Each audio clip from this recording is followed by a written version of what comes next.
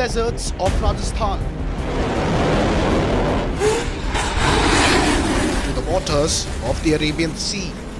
Operation Sindoor has turned BrahMos from a test range missile into a battlefield legend. The world watches as India's homegrown supersonic cruise missile shredded hardened targets with surgical precision. And since then, phones at BrahMos Aerospace haven't stopped ringing.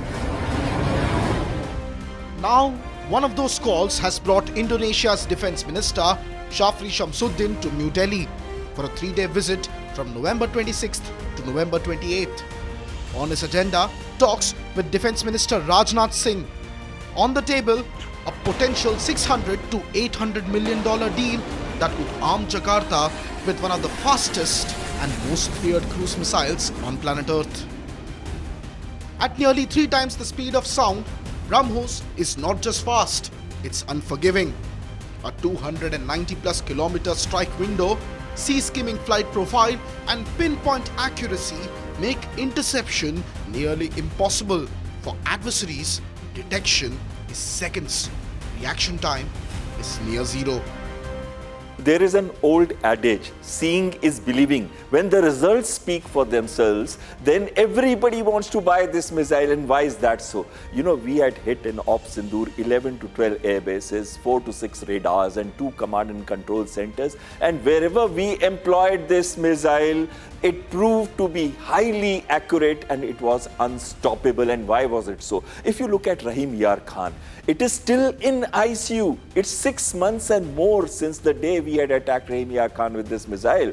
That is BrahMos, which is a supersonic missile and a cruise missile, which means that this missile follows a profile which is very difficult to detect. After its launch, it gets back down on ground between 3 to 30 meters, which means it is following nap of the earth. And the radars, which were Chinese or Americans, could not pick it up till very, very close distances. And those radars that are meant to pick it up like stealth aircraft, they could not pick up this missile because of this low profile, as well as it had a low radar cross section, which means the signature that it paints on the radar is extremely low.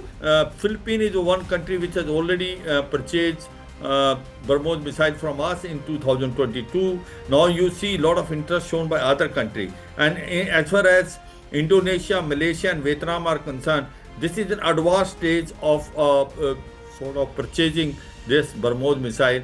In addition to that, Latin America country, Middle East countries are also showing interest. So therefore, the point today is you find BrahMos is becoming very, very important and potent weapon in the world around. Having seen its capability, especially in Operation Sindoor, a lot of countries are now showing interest to buy this. And India now can truly say that we are the one of the countries in the world which are manufacturing not only for itself but for the world, and we are becoming in the first 25 countries of exporter list. Defense experts say that after Operation Sindoor, global buyers saw what brochures couldn't show: real-time destruction. Compared to many subsonic rivals, BrahMos compresses enemy decision time, making it an ultimate deterrent. The Philippines became the first foreign customer in 2022, inducting a BrahMos coastal battery with USD $370 million bill, instantly upgrading its deterrence in the West Philippine Sea. Reports say that Vietnam is weighing a similar battery for around $700 million. And now Indonesia, the guardian of the Malacca Strait, is next in line. There is a very important thing. This missile is not unidimensional, it is multidimensional, which means it can be launched from ground on based a modified Tatra truck which has 3 canisters on it which are arranged in a triangular fashion. And it is mobile.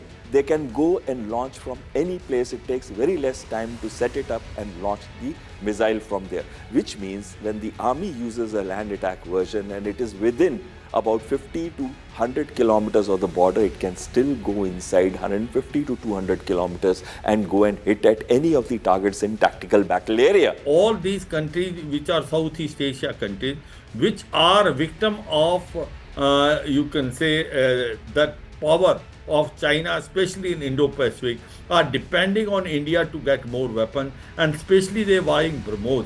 And in addition to BrahMos, there are many other weapons which also being purchased by these countries from India, like small arms. You can say certain life jackets which have been bought, ammunition has been bought of small arms and artillery, ATAGS. Basically, advanced towed RT gun system. Again, a lot of interest is being shown in aircraft of Tejas Mark 1 Alpha, and now further it will become 2. There again the interest has been shown. So overall, one can say all these countries in Southeast Asia and Asian countries, they are now equipping and arming themselves, and majority of them are buying Indian armament. Each export isn't just business, it's a strategic marker.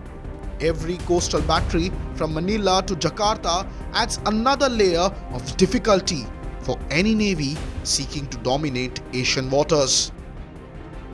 This is Indonesia's second serious attempt at BrahMos. In 2020, the then Defence Minister Prabowo Subianto, who now is the Prime Minister, wanted to buy the system, but pandemic budgets killed the deal. In 2024, India waived a $450 million line of credit to sweeten the offer for the Indonesians. And now, with a fully functional BrahMos line in Lucknow, churning out missiles at an unprecedented scale, the economics are finally favoring a closure of the deal. See, India has traditionally been an arms importer because our productions was less and our requirements were high. But in recent times, India has emerged as a significant arms exporter, and BrahMos is, of course, the most sophisticated weapon system that India has exported. So export of BrahMos missiles is a very, very significant milestone for Indian arms industry. From buyer to supplier, from license-built imports to exporting flagship missiles, BrahMos symbolizes India's leap into the top league of arms exports. In a crowded market of cruise missiles, many are subsonic, slower, easier to track. Chinese systems like YJ-12 may rival BrahMos in speed, but come wrapped in geopolitical contexts that most nations wish to avoid. India, by contrast, offers high-end technology without strategic strings attached, making BrahMos the clean and the credible choice. Atmanirbharta is a very, very significant factor as far as defense industry is concerned, and Prime Minister Modi's main focus when he talked of Make in India has been the defense sector. And BrahMos is actually a significant pointer in that direction. BrahMos is actually a collaboration between India and Russia. So as far as Russia is concerned, our collaboration continues, and it will be a very, very significant collaboration as far as BrahMos is concerned. As far as other countries are concerned, we are still importing weapon systems from them. We have imported Rafale from France. We've just signed a major defense deal with US. So we will keep importing the weapon systems which are not available indigenously. But at the same time, we'll build up our indigenous capability and probably export it to those countries which need this sort of weapon systems, because our systems are far more cost effective for any country in the world than the Western or Chinese or Russian weapon systems. Indonesia sits astride on one of the planet's most important choke points, the Malacca Strait. Nearly 40% of global maritime trade brushes its shores. Yet Chinese grey zone tactics, illegal fishing fleets, and growing naval presence in nearby South China Sea have sharpened Jakarta's threat perceptions. A BrahMos coastal battery on Sumatra or Natuna Island doesn't just defend beaches. It can, in crisis, close a strait for any hostile navy, which is a true nightmare scenario. For Indonesia's armed forces, BrahMos would be both a sword and a shield, a tool to signal this far and no further to any power tempted to test its resolve.